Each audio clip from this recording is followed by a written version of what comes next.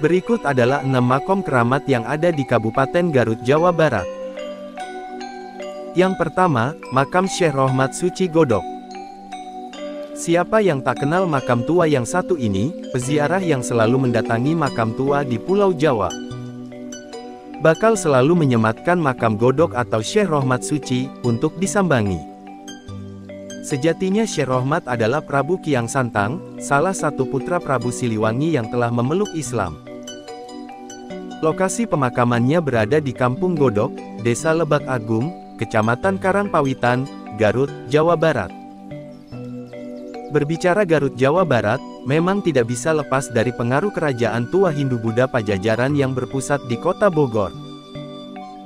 Konon, kerajaan yang diperkirakan hidup 923 hingga 1579 Masehi tersebut, menguasai hampir seluruh wilayah Jawa Barat dan Banten saat ini.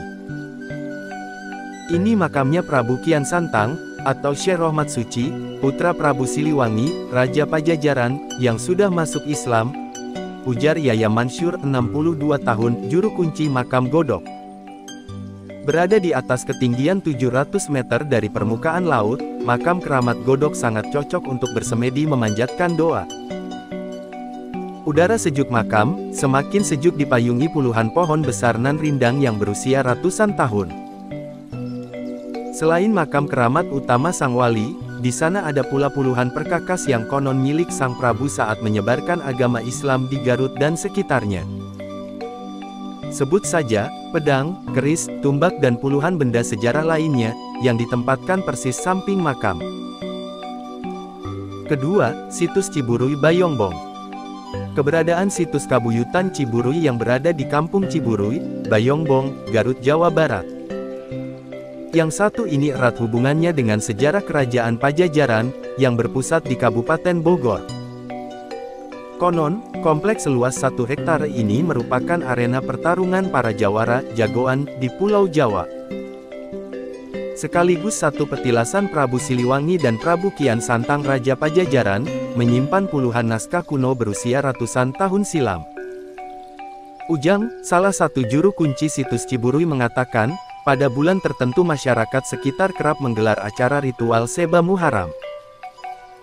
Acara itu untuk memandikan benda pusaka, termasuk membersihkan naskah kuno yang berisi ajaran hidup serta budi pekerti adat Sunda.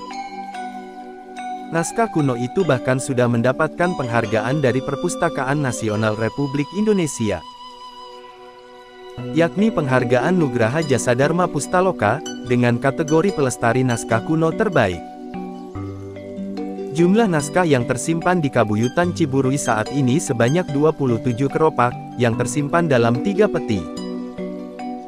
Setiap keropak jumlahnya bervariasi, antara 15 sampai dengan 30 lembar. Selain itu, terdapat pula beberapa benda pusaka, yakni keris, bende atau lonceng yang terbuat dari perunggu kujang, senjata khas Prabu Siliwangi, trisula dan tombak. Ada pula seperangkat gamelan yang disebut goong renteng, yang merupakan cikal bakal dari kesenian degung yang ada saat ini. Ada 5 rumah adat semi permanen di area situs Ciburui, yakni: pertama, Bumi Padaleman, untuk menyimpan benda-benda pusaka yang berupa naskah kuno, daun lontar dan nipah. Juga terdapat Kujang, untuk menyimpan benda yang berupa senjata tajam seperti keris, kujang, trisula, dan alat-alat kesenian, yaitu goong renteng.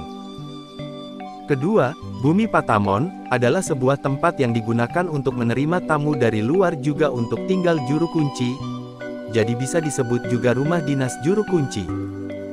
Ketiga, Leit atau lumbung padi, yang berfungsi untuk menyimpan padi, dan hasil bumi dari sumbangan penduduk sekitar setelah mereka panen. Keempat, tempat pangsujudan, yaitu berupa batu besar menyerupai persegi 4. Tempat bertapa dan bermunajat Kaha Mustafa yang disebut sebagai nama lain dari Prabu Kian Santang. Kelima, Saung Lisung yang sering digunakan sebagai tempat untuk menumbuk padi oleh penduduk sekitar. Kelima bangunan itu simbol kerukunan antar umat beragama, berbangsa dan bernegara, ujar dia. Selain 5 bangunan tadi, ada pula pangalihan, tempat untuk menyimpan pagar. Maksudnya, pada bulan Muharram, pagar yang mengelilingi bumi Padaleman harus diganti. Sebelum diganti, pagar itu terlebih dahulu harus disimpan di bumi Pangalihan terlebih dahulu. Ketiga, makam Senopati Arif Muhammad, Leles. Salah satu makam tua yang selalu diziarahi warga adalah makam Panembahan Senopati Arif Muhammad, di Komplek Candi Cangkuang, Leles, Garut, Jawa Barat. Sang wali merupakan panglima perang kerajaan Mataram, yang diutus kerajaan menyebarkan agama Islam di sana. Selain ketokohannya, makam yang satu ini terbilang unik, karena berdampingan dengan Candi Cangkuang.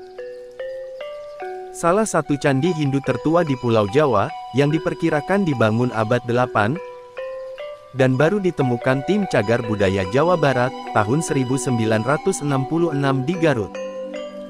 Umar, salah satu penjaga pintu situs Candi Cangkuang mengatakan, ajaran Arif Muhammad selaku muslim yang taat, memberi banyak pelajaran yang mendasar untuk mewujudkan hidup rukun, terhadap semua perbedaan. Beliau mengajarkan Islam, tapi tidak menyinggung kebiasaan masyarakat Cangkuang yang masih Hindu saat itu, kata dia. Salah satu wujud toleransi, Arif hanya menyebarkan agama Islam pada hari-hari tertentu, ketika warga sekitar tidak sedang menyembah Dewa Siwa yang berada di dalam Candi Cangkuang. Di sini ada pantangan tidak boleh beraktivitas menyebarkan agama pada Selasa malam hingga Rabu malam. Sebab dahulu, masyarakat sekitar pada saat itu hari terbaik untuk menyembah Dewa Siwa adalah hari Selasa atau malam Rabu, tutur dia. Makam Arif Muhammad kini masih sering diziarahi ribuan umat Muslim dan Hindu setiap tahun di kawasan Candi Cangkuang. Di dalam kawasan cagar budaya seluas 3 hektar itu, para pengunjung juga bisa menemukan banyak naskah kuno ajaran Islam. Seperti Al-Quran dan Kitab Kuning yang tertulis rapi di atas kertas berbahan kayu tertata rapi. Ada pula satu lukisan besar yang menggambarkan sosok Panembahan Arif Muhammad, hingga serpihan batu purbakala bekas galian pertama Candi Cangkuang. 4. Pangeran Papak Cinunuk, Wanaraja. Nama makam Waliullah ini, sejatinya adalah Raden Wangsa Muhammad. Namun, masyarakat sekitar lebih populer menyebutnya Pangeran Papak. Sebutan Papa merujuk pada jari tengah dan telunjuknya, yang konon sejajar atau Papa dalam bahasa Sunda.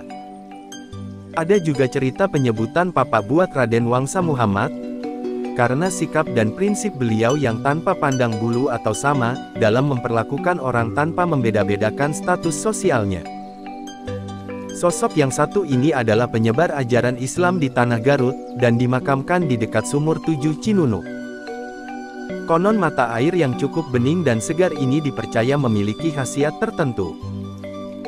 Salah satu ajaran Pangeran Papa yang selalu diingat masyarakat sekitar adalah agar hati selalu tenteram, ulah ngingu kabingung, miara kasusah, sangkan aya dina kagumbiraan manah. Yang artinya, jangan memelihara keresahan hati, sehingga selalu ada dalam keceriaan hati selalu.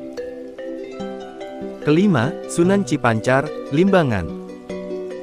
Berada di kompleks makam Sunan Cipancar di Kampung Pasir Astana, Desa Pasirwaru, Kecamatan Balubur Limbangan, Garut, Jawa Barat. Tokoh yang satu ini merupakan cucu dari Prabu Siliwangi, Raja Pajajaran, sekaligus ulama penyebar agama Islam yang kelak kerap melahirkan keturunan bupati di Kabupaten Garut. Awalnya, cikal bakal Kabupaten Garut saat ini, berasal dari kerajaan kecil Kertarahayu yang berdiri sekitar tahun 1415 Masehi. Kerajaan ini berada di bawah kekuasaan Kerajaan Besar Pakuan Pajajaran, yang saat itu menguasai hampir seluruh kerajaan di Jawa Barat dan Banten. Namun, sejak tanam paksa kultur stelsel yang digulirkan Belanda gagal, hingga akhirnya administrasi kerajaan yang berada di daerah Limbangan ini, dipindah ke Garut kota saat ini.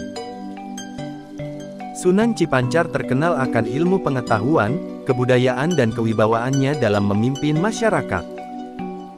Seperti halnya makam keramat lainnya di Garut, makam Sunan Cipancar juga kerap dikunjungi para peziarah dari berbagai daerah.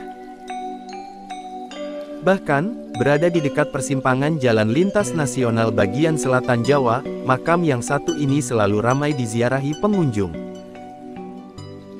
Keenam, Sunan Haruman, Syekh Jafar Shadiq Cibiuk. Bagi sebagian peziarah, makam waliullah yang satu ini berbeda penyebutannya.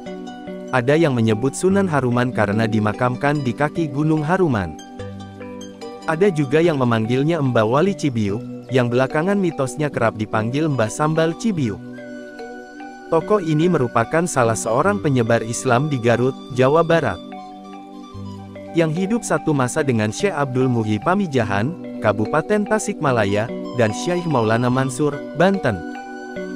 Berdasarkan cerita yang beredar di masyarakat, konon ketiga tokoh penyebar Islam satu generasi itu selalu salat berjemaah dan menimba ilmu bersamaan di Makkah Al-Mukarramah. Karena kelebihan karomah yang dimiliki ketiganya. Jika Syekh Maulana Mansur dikaruniai karomah menembus bumi, Syekh Abdul Muhyi dikaruniai karomah mampu menembus laut, sedangkan Syekh Jafar Shadiq dikarunia karomah mampu menembus udara.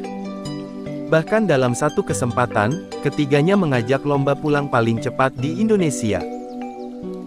Selain makam, peninggalan lain yang selalu dikunjungi peziarah adalah masjid tua berusia lebih dari 400 tahun, di Jalan Pesantren Tengah, Desa Cibiuk Tengah, Kecamatan Cibiuk.